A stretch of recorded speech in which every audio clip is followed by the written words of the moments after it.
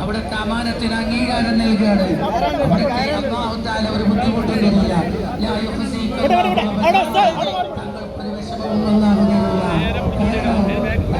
പാവപ്പെട്ടവരുടെ പ്രശ്നം ഏറ്റെടുക്കുന്ന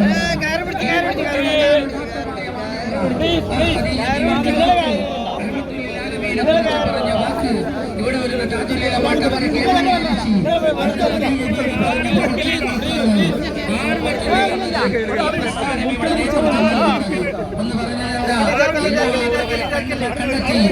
കണ്ടാക്കി കൊടുക്കുന്ന ആളാണ് ഹബീബ് റസൂലുള്ളാഹി.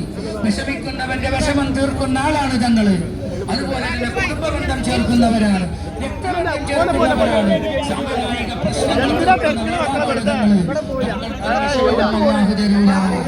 ഇതാണ് ബുദ്ധിമതിയായ ഖദീജ ബീവി പറഞ്ഞെങ്കിൽ അത് ഇമാം ബുഖാരി റിപ്പോർട്ട് ചെയ്തിട്ടുണ്ടെങ്കിൽ കൂടിയ താജുൽ ഉലമന്റെ അനുയായികളോട് ഈ ഒരു മാതൃകയാണ് ഇവിടെ ആവശ്യപ്പെടുന്നത്.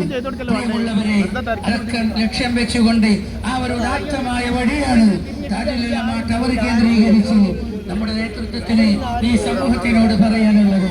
അള്ളാഹു നമ്മുടെ പദ്ധതികൾ. പിന്നെ ഖദീജ ബീവി എന്നെ കൈപിടിച്ച് എഴുന്നേൽപ്പിച്ച് ഒരു ഉമ്മ കുട്ടികളെ കൊണ്ടുപോണ മാതിരി ഖദീജ ബീവി എന്നെ എഴുന്നേൽപ്പിച്ച്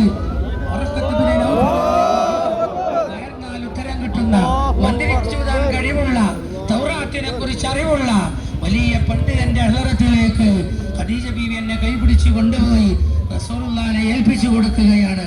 പ്രിയമുള്ളവരെ, അങ്ങനെ ഉറക്കത്ത് ബിൻ നൗഫലാണ് പിന്നീട് പറയുന്നത്, ആ ഇറങ്ങിയത് മലക്കാണെന്നും നിങ്ങൾ അവസാനത്തെ നബിയാണെന്നും നിങ്ങളെ ഈ നാട്ടിൽ നിന്ന് കൗമ് പുറത്താക്കുന്ന ഒരു സമയം ഇവിടെ വരാനുണ്ട്, അന്ന് ഞാനെങ്ങാനും ജീവിച്ചിരുന്നെങ്കിൽ എന്നൊക്കെ പറഞ്ഞപ്പോ റഹ്മത്തുൽ ആലമീൻ ചോദിക്ക, അങ്ങനെ ആരോടും ഒരു വെറുപ്പോ ഒരു വിദ്വേഷമോ പ്രത്യേകമായ ഒരു കുഞ്ചോ പോരോ ഒന്നുമില്ലാത്ത കാരുണ്യത്തിന്റെ ഉറവിടമായ തങ്ങൾ ചോദിക്കുകയാണ്, എന്നെ ഈ നാട്ടിൽ നിന്ന് ഈ നാട്ടുകാർ പുറത്താക്കുവാൻ ഒരു അത്ഭുതങ്ങള്